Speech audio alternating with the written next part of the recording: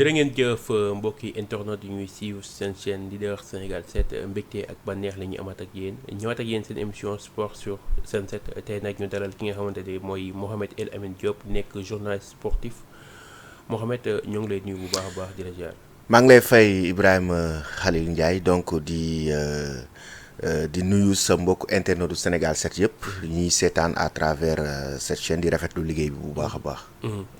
macha allah El Amine bienvenue sur la chaîne leader Sénégal 7 kàddu yi am na solo lool ñu war a waxtaanee li nga xamante ni mooy liste Aliou Cissé bi nga xamante ni moom la génne. mu nekk liste 31 jours bi nga xamante ni ñoom ñoo war a jouer 2 matchs amicaux yi yu war a am France ak Bénin ak waa Gabon.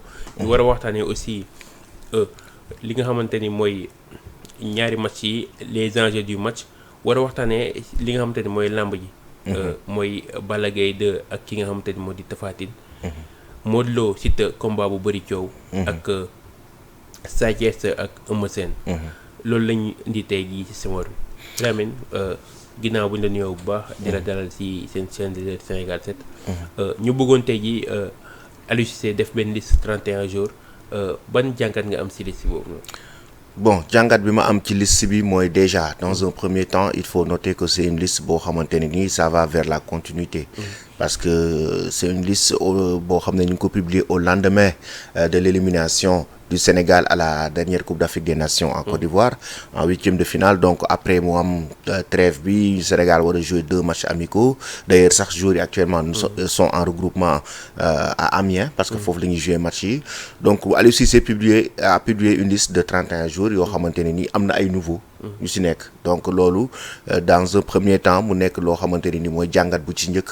mooy pratiquement on peut noter 5 joueurs. 5 nouveaux yoo xamante ne nii ñu ngi ci. parce que kii wax na ci Mikayil Ngor Faye ak non 7 Mikayil Ngor Faye ak ki nga xamante ni mooy Mohamed Rassoul Ndiaye bi remplacé Mamadou Lamine Camara bi nekk fële ne ca Berkane. Donc tey jii nii ñu gis ne y a pas mal de nouveaux dans cette liste. Ça veut dire que Aliou Cissé est en train de préparer en tout cas la relève petit à petit parce que xam na ne l'équipe nationale a besoin de nouvelles têtes. L'équipe nationale a besoin de beaucoup plus de fraîcheur par rapport à la jeunesse parce que loolu moom mooy football. Parce que ko xam football xam ne xale yi aussi ils ont leur mot à dire parce que bi ngay gën a nekk jeune ci ngay gën a mën a performant ci ngay gën a mën a di wane sa bopp sur le terrain. La dernière CAN en est une parfaite illustration. On a vu comment Lamine Camara a été explosif à la dernière Coupe d'Afrique des Nations tout comme un Pape Matar Sarr. Donc gis nañ ne c'est la jeunesse qui vient maintenant pour récupérer leur place dans cette équipe nationale du Sénégal. Pour moi, c'est une bonne chose, malgré qu'il y a toujours l'expérience, les cadres sont toujours là. Sadio Mané, Koulibaly, Edouard Mendy, donc Gana Gueye, ils sont toujours là pour accompagner les jeunes, mais c'est une liste d'une manière globale qu'on a constaté qu'il y a eu des nouveaux. Mais dañoo def benn constat ci liste bi mooy liste 31 jours de 9 défenseurs centraux. Ouais. Aliou Cissé woowul li nga xamante ni mooy arrière droit. waaw loolu bëri na ci ay critiques moi je suis pas du tout d'accord parce que je me dis que du ñàkkul peut-être arrière droit mais quand même il faut noter une chose il y a eu Youssouf Sabaly qui est arrière droit à quelques jours 2 jours je pense ou 3 jours de la publication de la liste mu annoncer sa retraite internationale avec l'équipe nationale du Sénégal.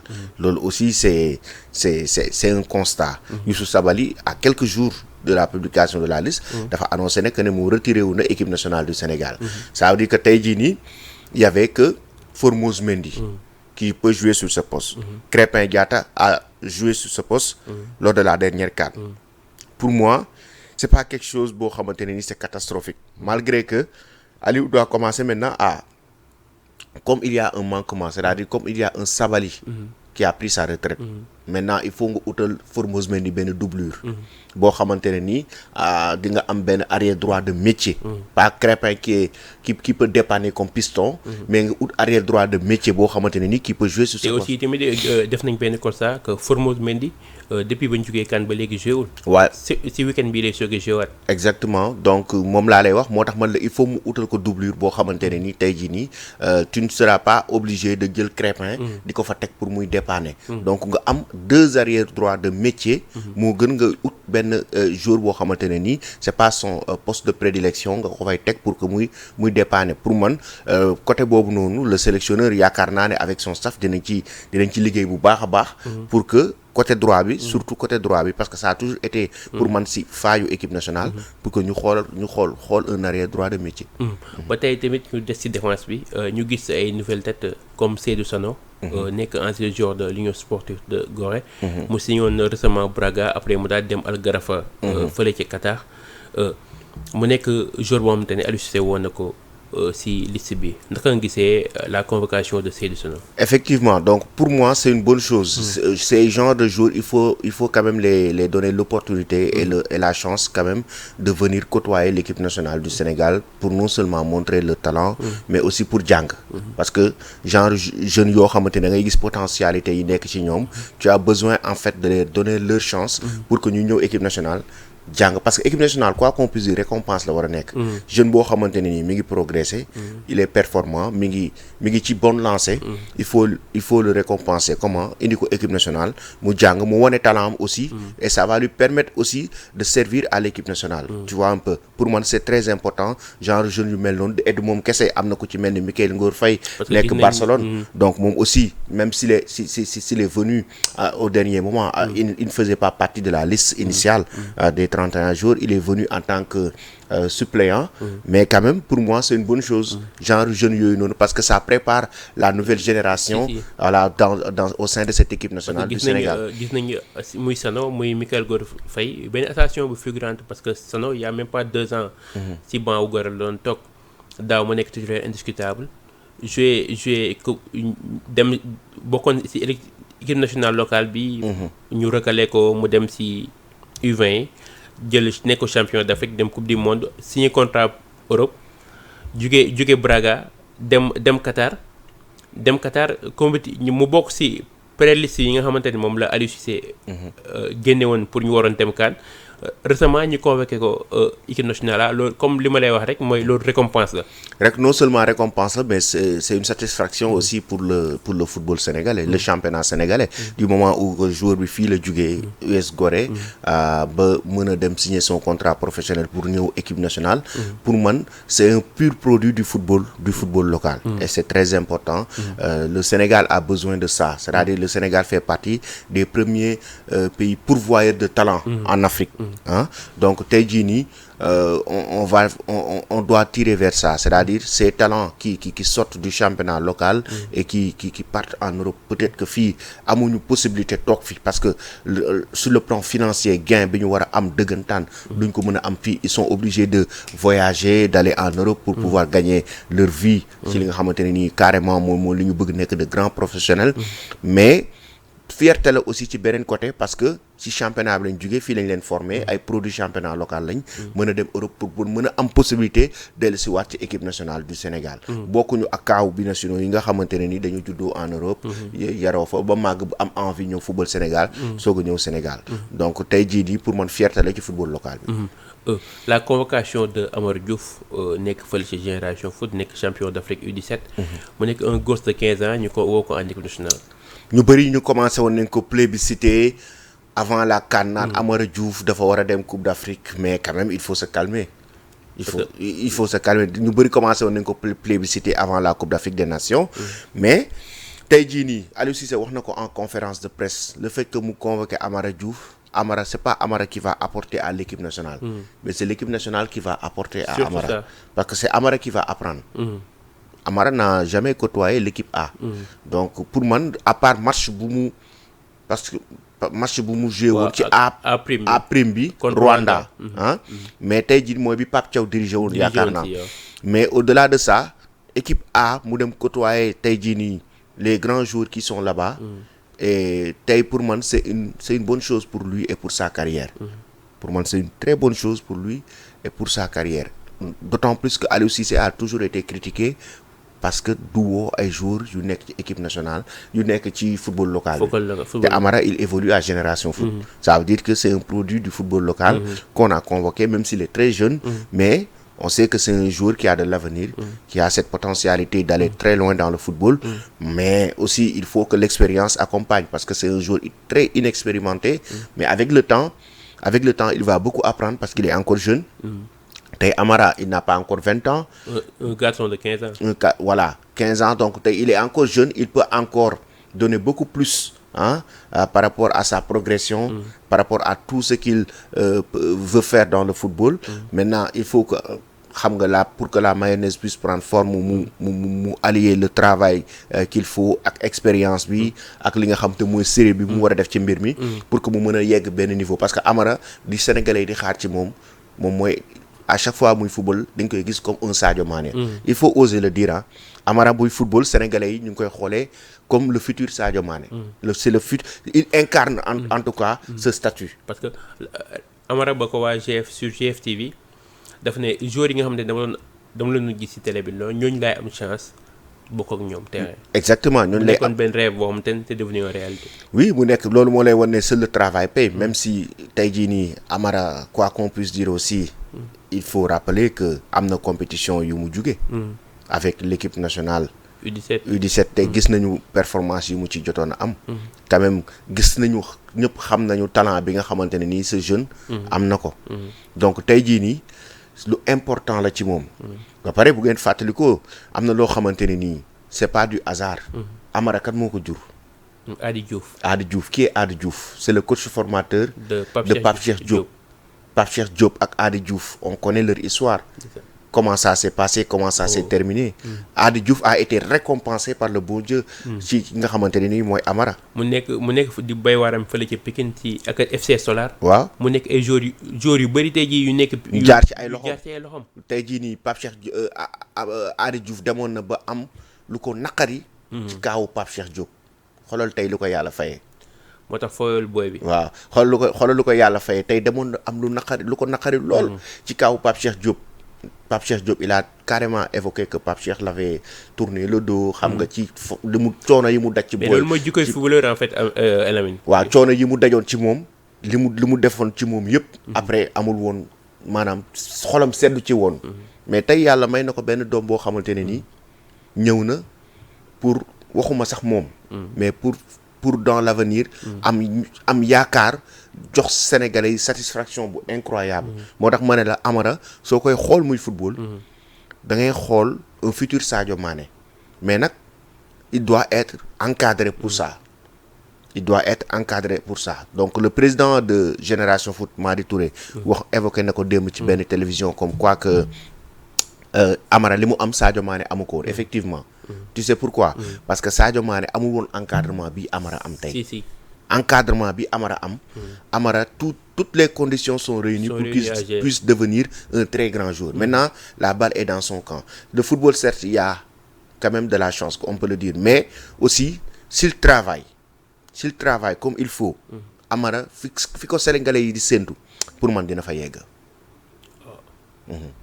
waaw Amara Diouf nag nekk na xale boo xam te ni lañ na accompagner comme ni nga ko waxee parce que tey jii nii boo xoolee derrière Amara li nga gis ni am na ñu nekk ci ginnaaw. Son papa est un éducateur c'est un entraîneur. loolu rek doy na pour mu am encadrement bu baax nekk Génération Foot di centre de formation de qualité de référence donc pour man li ki des rek mooy liggéey continuer à progresser être sérieux et travailler pour man Amara Diouf peut devenir un futur Sadio Mané.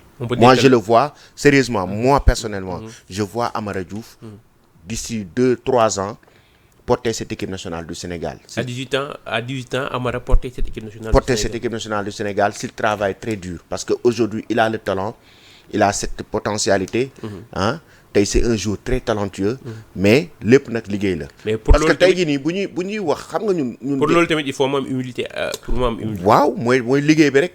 lépp dafay nekk ci liggéey xam nga tey jii nii ñun pourquoi dañu gëm ne un joueur qui a 18 ans 19 ans 20 ans war na mën a di def feu et flamme. Pourquoi ñun africains duñ ko gëm. Tu vois un Erling Haaland à 18 ans mi ngi toj 18 ans 19 ans 20 ans tu vois un Kylian Mbappé 18 ans toj na AS Monaco. dem na Paris Saint-Germain balaa moo am 21 ans Kylian Mbappé mi ngi toj. mais loolu lépp mu ngi dépendre ci encadrement bi tamit. mi ngi dépendre ci encadrement bi ak talent ak potentialité bi nekk ci joueur bi. pour man Amara suñ ko encadré bu baax d'ici 3 ans war na mën a jox sénégalais satisfaction bu doy waar ci équipe nationale du Sénégal. waaw macha allah yàlla bu ci cat dugg. Amara porter relève bi ñu Lions yi démb def nañ seen premier galop d'entraînement fële ci Amiens. gis nga séance bi gis nga vidéo yi séance d'entraînement bi dum tamit ban lecture nga am ci séance bu démb bi parce que gis nañ ni Abdou Diallo dafa forfait ñëwul mais Abdoulaye Seck ñoo na may entraîné wu. waaw donc certainement c'est la première séance d'entraînement donc ce sera une séance très très très légère du nekk benn séance boo xamante ne ni dafa intense parce que gis seetaan nañu quelques vidéos et puis on a vu que ils ont couru ils ont joué aussi un peu le ballon mais ñu ngi jëm ci match yoo xamante ne ni match yu important la ci trêve bi parce que tey jii ni ñaari match amicaux yoo xamante ne ni contre Gabon contre Niger sénégalais yi dañuy xaar équipe nationale après l'élimination face à la Côte d'Ivoire parce que élimination bi ba léegi sénégalais yi dañ ko am fii quoi qu'on puisse dire les sénégalais n'ont pas encore les sénégalais n'ont pas encore digéré la défaite face à la Côte d'Ivoire parce que lan li ko waral mooy am na équipe bi nu mu doon mel sénégalais yi dinañ xam ne Côte d'Ivoire moo ñu mën gagné nañu mais ils ont vu que c'est une très bonne équipe boo xamante ne nii mu def carton plein en phase de groupe génn 8e de finale équipe Côte d'Ivoire gagné ko on était ensemble au stade de Yamoussoukro. Mouchoir, s'il vous plaît. Mouchoir. Waaw, ton ami Mouchoir. On était ensemble au stade de Yamoussoukro, c'était la déception totale. C'était la déception totale.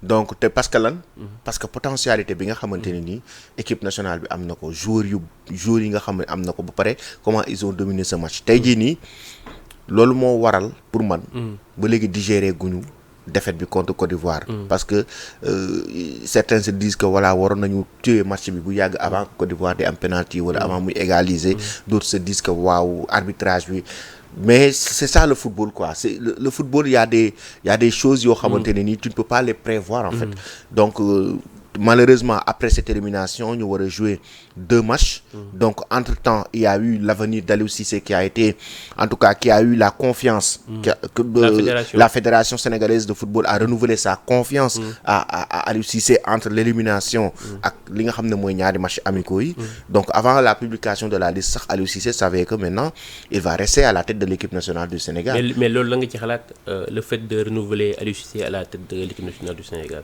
pour man côté boobu noonu j'ai toujours été clair et précis par rapport à ça on ne juge pas un entraîneur sur un seul match ça c'est vrai Aliou Cissé on voulait le juger ci li nga xamante ne nii mooy benn match Sénégal Côte d'Ivoire de waaw dañ ko war a dàq loolu émotion la ñuy waxee c'est vrai il faut parler avec l'émotion sénégalais dafa exigeant ñu ñëpp xam nañ ko tey jii nii sénégalais yi dañoo bëggoon ko Sénégal gañewaat coupe bi ak yooyu noonu xam nga mais tey après l'émotion il faut ñu dal aussi ñu waxtaan ak xel tey Aliou Cissé par rapport à son avenir ñaata at la def ci équipe nationale du Sénégal pratiquement 9 ans 9 ans 10 ans bi mu ñëwee ci équipe nationale du Sénégal ba léegi objectif yi ñu ko mës a tegal yëpp sur la table daf ko atteindre ça c'est vrai 2017 objectif bi c'était d'aller en quart de finale mu atteindre ko 2019 c'était d'aller en finale mu dem finale amoon nañ objectif dem coupe du monde 2018 mu dem fa ñu amaat beneen objectif gagner coupe d'Afrique il l'a gagné en 2021 am objectif génn deuxième tour à la coupe du monde 2022 il l'a atteint benn objectif la atteindreul bi mu toogee ci équipe nationale ba léegi mooy coupe d'Afrique bii ñu jógee contre la Côte d'Ivoire pourtant à côté Manchester City da daan tegal Pep Guardiola ay objectifs Ligue des Champions il n'arrivait pas à les atteindre te taxul ñu daax ko bi mu waree gagner Ligue des Champions il l'a gagné teg na fi finale joué na fi finale Ligue des Champions Chelsea Manchester City sans attaquant de pointe personne n'a compris mu nekk erreur tactique d'un très grand entraîneur Sénégal yi moom 5-2-3 bi moo leen métti waaw 5-2-3 bi moo leen métti je peux comprendre mais ce jour-là système bi non seulement parce que tey jii nii man je suis pas là pour défendre Aliou Cissé le système n'avait pas marché ce jour-là et puis Aliou Cissé a fait une erreur tactique si sama gis-gis. Système bi marché na ci phase de groupe bi. parce que la veille ñun waxtaan nañ ci. waaw ba trouver solution bi. waaw léegi pour man si jour bi. si jour match bi. en deuxième période il devait faire des changements très rapidement au niveau du milieu de terrain pour densifier le milieu de terrain, permettre à Lamine Camara et Pape Matar Sarr de souffler un peu parce qu'ils couraient beaucoup. Ils étaient épuisés. li ñu doon marqué dafa bëri. pour man changement tactique yooyu la waroon def ci deuxième période bi. mais ça veut pas dire que Aliou Cissé xamul dara. il est nul. man je suis pas du tout d'accord avec ces genres de considération ou ces genres de jugement de valeur. il a été hué. bi ñu ñibbisee Coupe d'Afrique des Nations loolu je suis pas d'accord on n'est pas il faut que ñu commencer ñu am esprit sportif. ba pare pour man suñu expertise locale ñun ñoo ko war a valoriser. tu sais que Aliou Cissé. je le défends pas hein mais c'est xoolal constat bi ma lay wax. c'est l'entraîneur le plus critiqué de l'histoire de l'équipe nationale du Sénégal. Aliou Cissé bu amul woon tuuti mental daw na génn na équipe nationale bàyyi na. te moo ñu amoon Kasper Zak dafa gedd 2008 à Tamale dafa gedd. Aliou Cissé c'est l'entraîneur le plus critiqué de l'histoire de l'équipe nationale du Sénégal bu amul woon mental ba léegi bàyyi na équipe nationale bi dem na seeti leneen et je vais te faire une révélation ici. Tu sais que avant la CAN il a reçu des propositions. loolu dégg nañ ko. il a eu des propositions. en Arabie Saoudite importantes mu refuser ko pour équipe nationale du Sénégal kooku bëgg na équipe réewam wala bëgg réew. avant la CAN ñoo ngi dégg 6 mois sans salaire. waaw mais ma ne proposition yi ñu ko tegal sur la table c'était important. si. il les a refusés pour l'équipe nationale du Sénégal kooku xam kooku bëgg na réewam. donc on le défend pas mais dañuy wax les faits il faut que ñun Sénégalais ñu jàng di suñu expertise locale ñu leen di valoriser. man parfois pour man da ngay xool du Sénégal kese. mais c'est partout en Afrique pratiquement.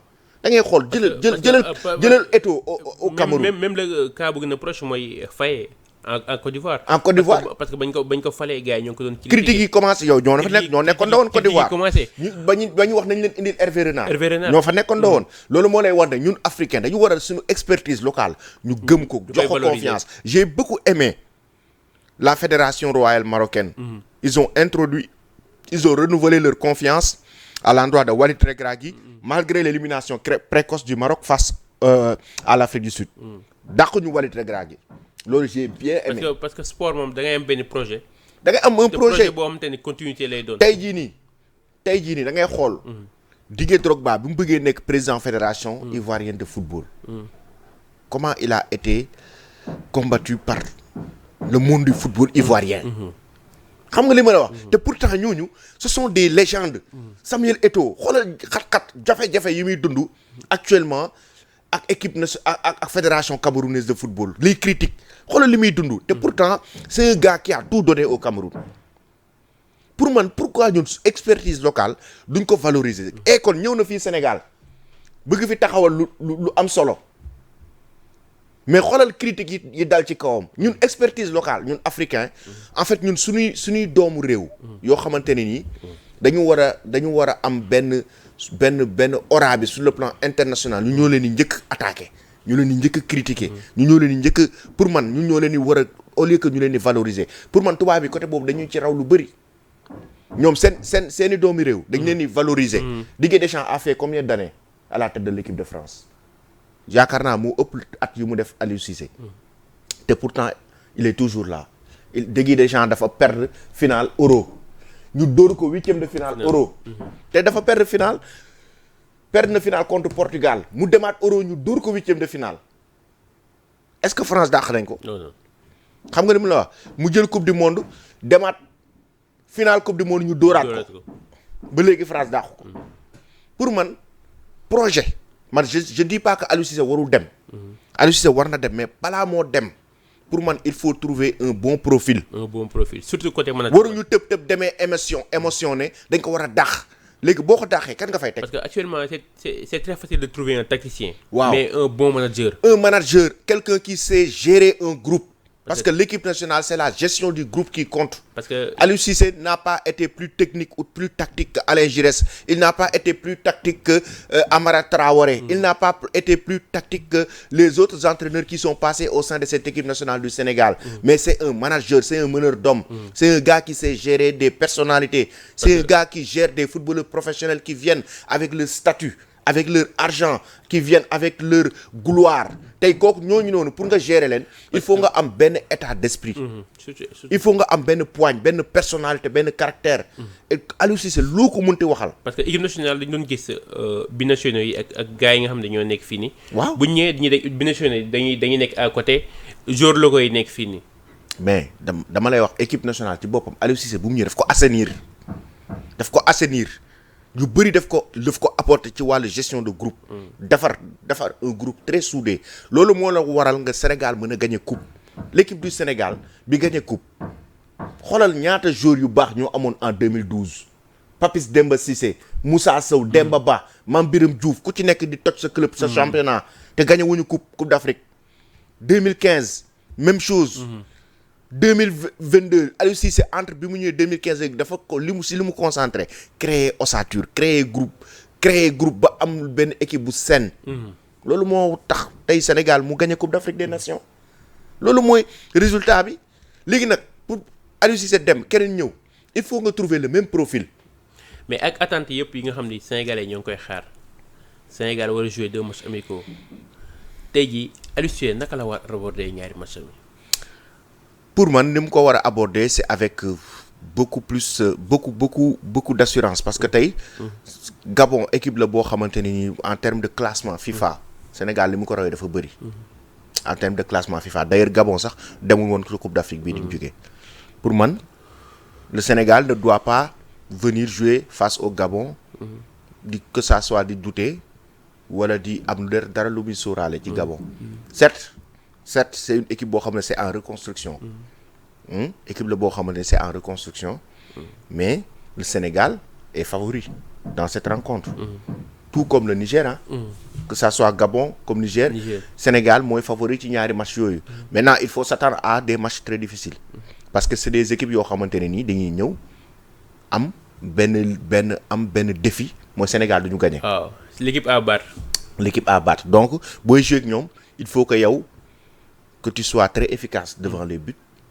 Cette équipe a beaucoup plus de concentration et que tu puisses faire le maximum pour remporter ces rencontres avec la manière. Pour moi, loolu moo ci ëpp solo et puis lu ci ëpp solo aussi mooy permettre aux nouveaux qui viennent d'arriver ñu mën leen a xool nga mën leen a dugal ñu mën leen a seetaan ci li nga xamante ne nii moom mooy match yi nga xamante ne nii Sénégal mu ngi ko war a jouer ci ñaari match amicaux yi ku ci mel ni Mikayil Faye moi j'aimerais bien voir ce joueur très talentueux défenseur boo xamante ne nii relancer mu c'est un régal kooku bëgg naa ko gis duoom ak benn qualité de relance extraordinaire avec Kalidou Koulibaly xool lu muy joxe wala avec Abdoulaye Seck je sais pas mais au moins bëgg naa xool booy bi am benn Amara Diouf ma xool ko sur le côté gauche qu'est-ce qu'il peut apporter à côté de Nicolas Jackson. Amara avec Pape Matar Sarr Lamine Camara tey jii nii joueurs yi nga xamante ne ñoo ñëw bees yëpp pour man c'est le moment de les essayer.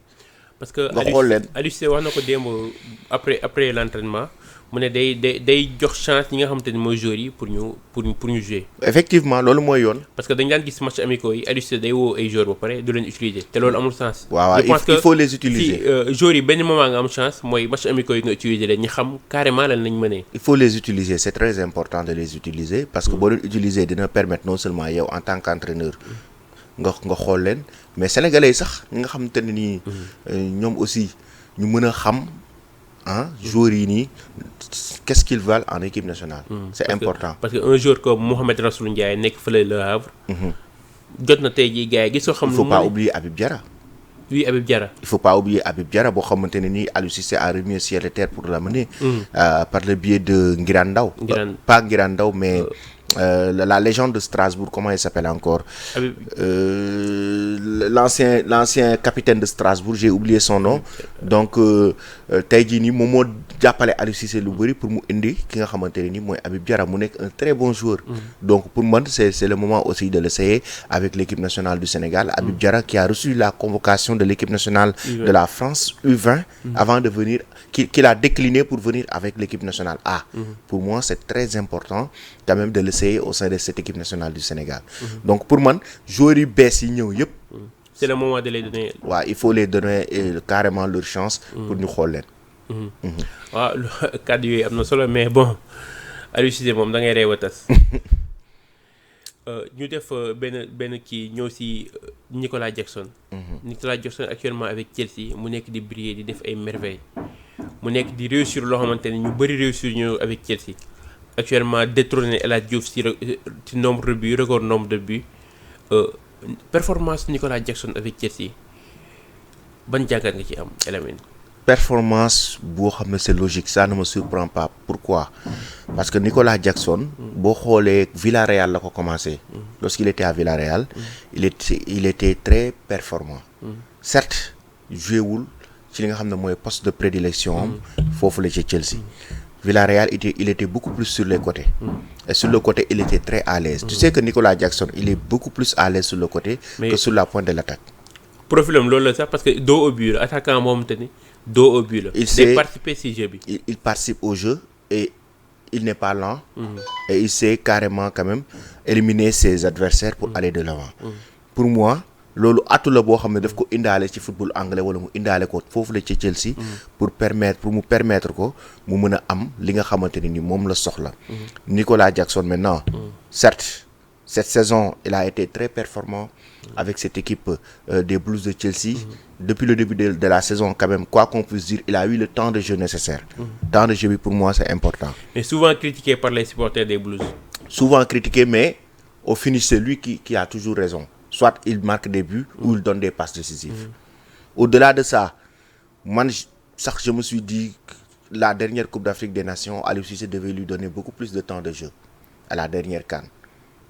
Parce que c'est indi woon na benn forme boo xoolee période CAN bi Nicolas Jackson indi woon na benn forme boo xamante ne ni ça pouvait donner beaucoup de satisfaction au Sénégal parce que même contre la Côte d'Ivoire pour man Nicolas Jackson bi muy dugg contre la Côte d'Ivoire dama amoon yaakaar ne non bu duggee c'est lui qui va régler la situation parce que c'est un joueur qui est en forme il est en forme mais ak schéma tactique bi mu doon jouer avec la Côte d'Ivoire su ñëwee du nekk à l'aise parce que infériorité numérique lañu amoon dans le jeu. waaw effectivement ba pare sur la pointe de l'attaque certes il est à l'aise là-bas mais il est beaucoup plus à l'aise pour man Nicolas Jackson sur les côtés sur le côté gauche. loolu la lay prouver rek la concurrence est rude au sein de l'attaque de l'équipe nationale. Effectivement un joueur comme Nicolas Jackson di briller nekk titulaire indiscutable avec Chelsea.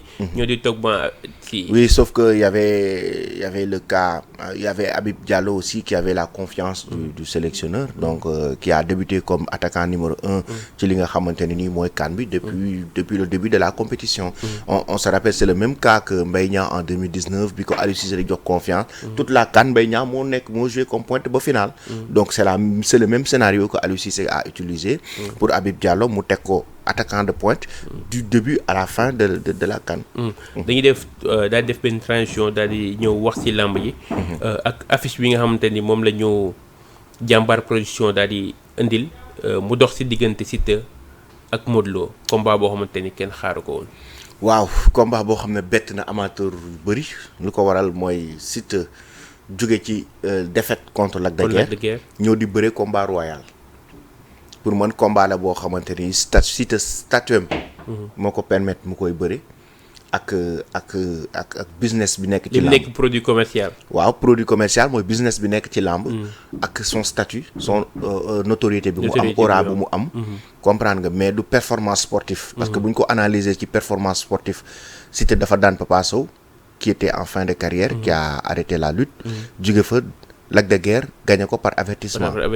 mu ñëw bëre combat royal. Siteu bu nekkee roi des arènes. je ne dis pas que Siteu mënul daan Modou Lo mais mooy interrogation bu ñëpp di. waaw ñëpp Siteu jóge ci défaite ñëw nekk roi des arènes. mais dëgg bi lan la est-ce que boobu roi des arènes dina am valeur. bon su boobaa dinañ ne dañuy douter parce que tey jii nii quoi qu'on puisse dire waxuma ne Siteu mënul daan Modou Lo. Siteu mën na daan Modou Lo c'est un champion. c'est un lutteur boo xamante il est coriace c'est bañkat la. bu duggee ci géew bi da ngay sentir ne kii bañkat la. am na qualité yu mu daanee Modou Lo. mais avant muy bëreeg Modou Lo. parce que amoon na ay antécédents. non mais Siteu avant muy bëreeg Modou Lo. peut-être que Siteu war na mën a bëreeg Gris Bordeaux.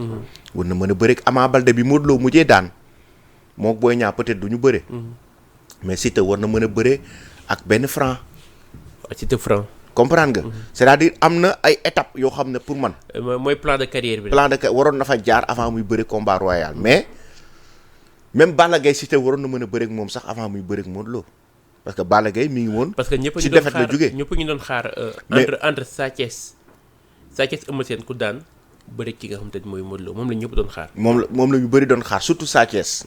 parce que Modou Lo aussi Sa Thiès ak Tapha Tine la gars yi doon xaar malheureusement Tapha Tine dafa jël avance su Balla Gaye. Sa Thiès jël avance su Eumeu Sène Modou Lo ne day reposé wu.